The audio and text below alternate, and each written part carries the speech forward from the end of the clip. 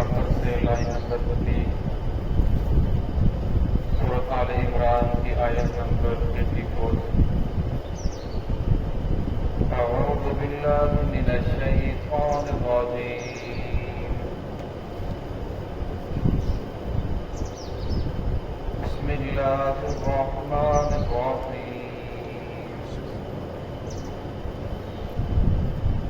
ومن يبتغي غير الإسلام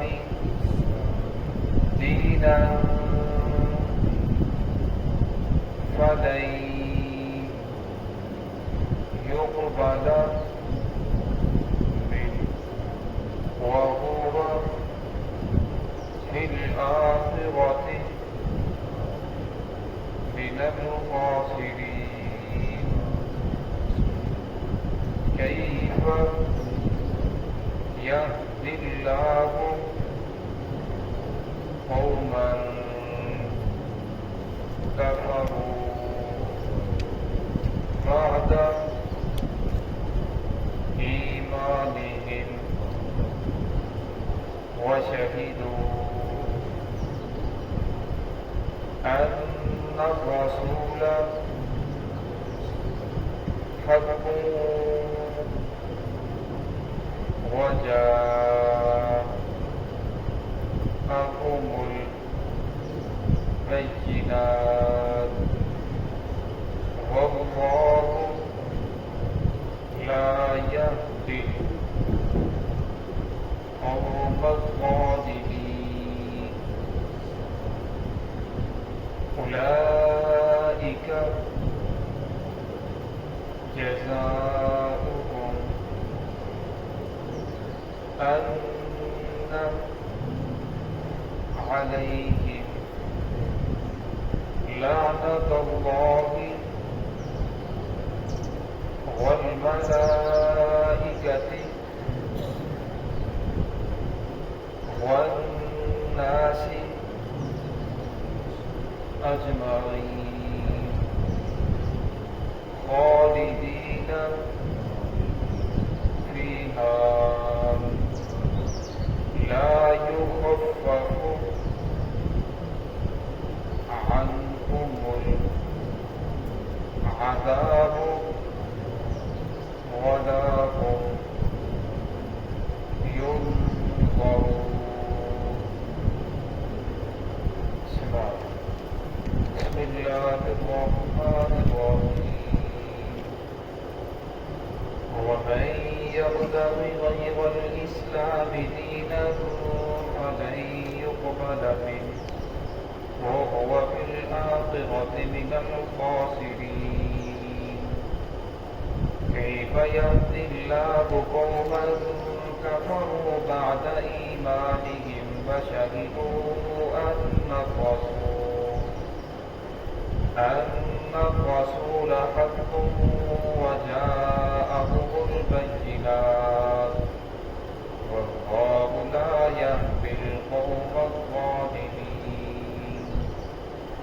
أولئك جزاؤهم أن عليهم لعنة الله والملائكة والناس أجمعين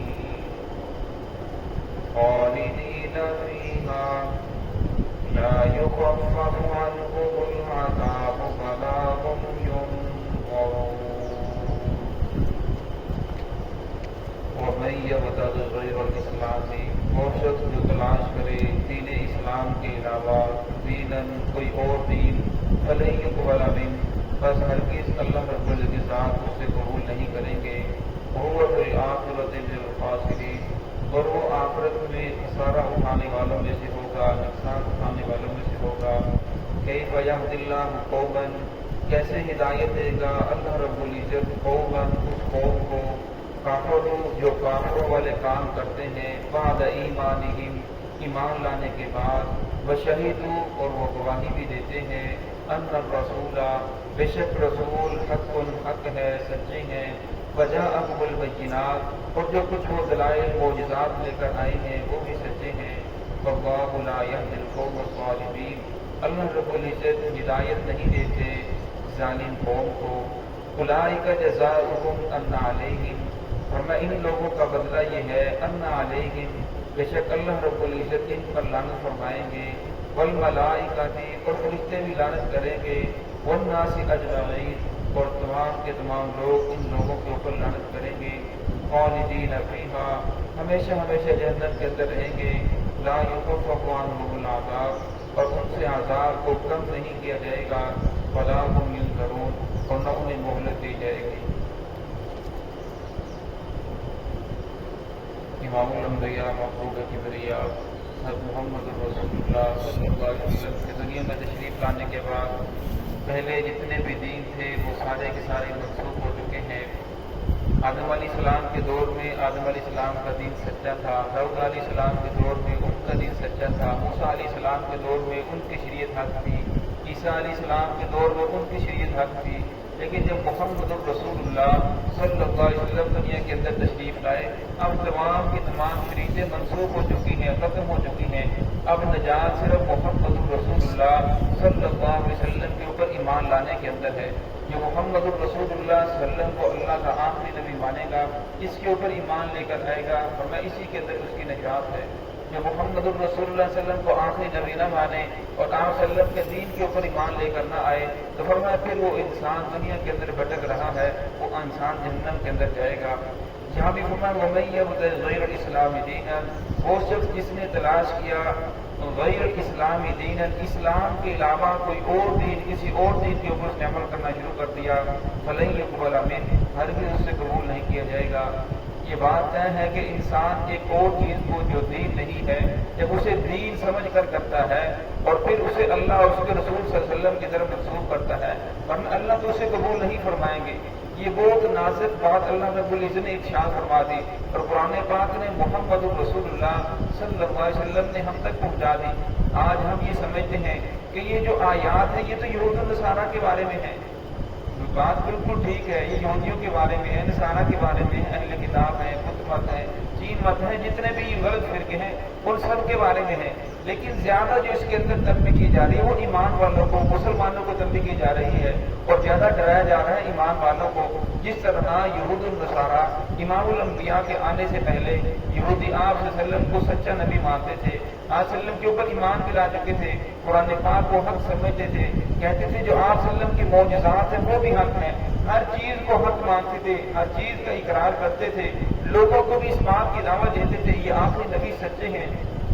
اور پھر آپ صلی اللہ علیہ وسلم کے وسیلے سے دعا کرتے تھے کہ یا اللہ اس آخری نبی کے وسیلے سے ہمیں فتح عطا فرما.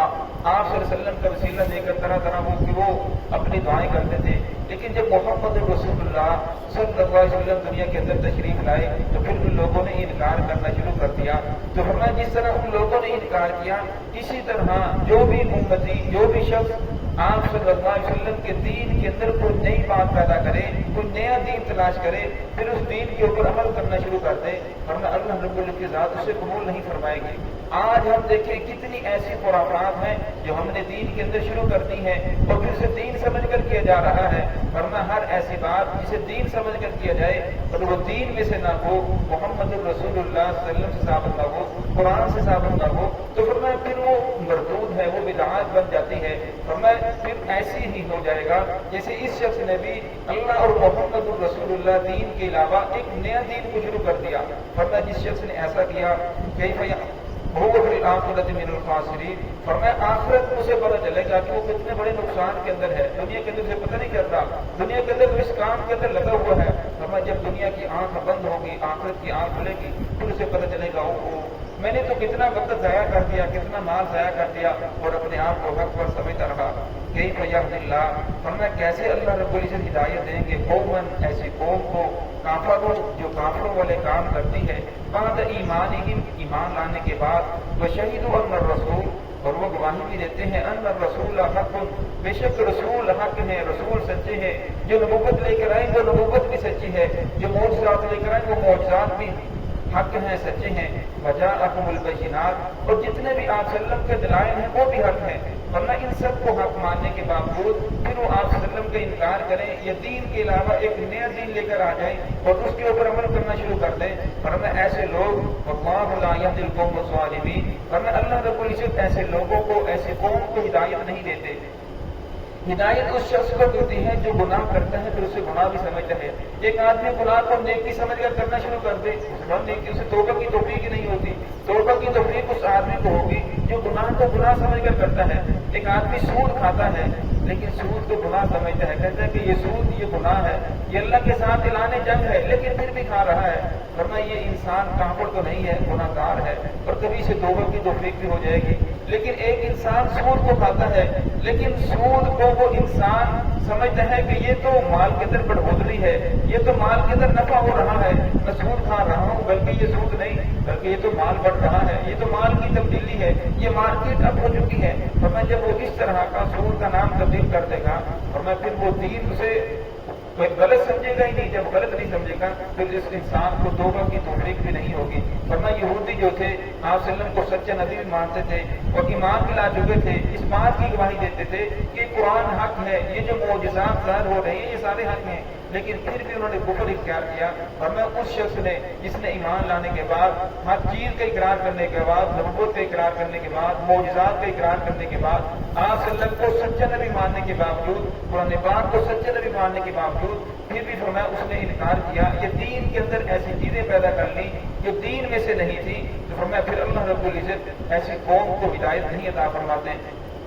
اولئک جزاؤہم ان علیہم، فرمایا یہ اتنا بڑا گناہ ہے، فرمایا ان کے اوپر اللہ رب العزت لعنت فرمائے کہ لعنت اللہ، اللہ رب العزت کی لعنت ہوگی، والملائکہ، صرف اللہ کی نہیں، فرمایا فرشتے بھی ان کے اوپر لعنت کریں گے، والملائکہ والناس اجمعین، اور فرمایا تمام کے تمام لوگ ان کے اوپر لعنت کریں گے۔ لعنت سے مراد ہے کہ اللہ رب العزت کی رحمت سے دوری۔ فرمایا ایک انسان ایک بدعت کو ایجاد کرتا ہے، ایک ہے کہ انسان ایک رسم کرتا ہے لیکن رسم کو رسم سمجھ کر کرتا ہے، اس کے اوپر گناہ نہیں۔ ورنہ ایک انسان رسم کرتا ہے پھر اسے محمد رسول اللہ صلی اللہ علیہ وسلم کی طرف منسوخ کر دیتا ہے، یہ آپ صلی اللہ علیہ وسلم کا فرمان ہے، یہ آپ صلی اللہ علیہ وسلم نے اس طرح کہا ہے، یہ اللہ رب العزت کا ارشاد ہے، یہ قرآن سے ثابت ہے، پھر وہ گناہ بن جاتی ہے۔ جب وہ گناہ کرتی ہے پھر اسے دیکھ کر جتنے لوگ کرتے ہیں، فرمایا پھر ان لوگ اس گمراہی کے اندر ملوث ہوتے چلے جاتے ہیں۔ فرمایا جب قیامت کے لوگوں کی آنکھ کھلے گی پتہ چلے گا اوہو ہم تو کتنے خسارے کے اندر چلے گئے، فرمایا پھر وہ تمام کے تمام لوگ بھی کہیں گے والملائکہ والناس اجمعین، تمام کے تمام لوگ اس آدمی پر لعنت کریں گے کہ الہ العالمین، اس کی وجہ سے ہم گمراہ ہو گئے، یہ ہمیں گمراہی کی طرف لے کر جاتا رہا، لہذا اسے اپنی رحمت سے دور فرما دیجیے۔ خالدین فیہا، فرمایا یہ ایسا آدمی ہے ہمیشہ ہمیشہ جنت کے اندر رہے گا، لا یخفف عنہ العذاب، فرمایا ان کے عذاب کے اندر تخفیف نہیں کی جائے گی، عذاب کو کم نہیں کیا جائے گا، ولا هم ينظرون، اور نہ ان لوگوں کو مہلت دی جائے گی۔ دعا ہے کہ اللہ رب العزت ہم سب کو اس سے محفوظ فرمائے۔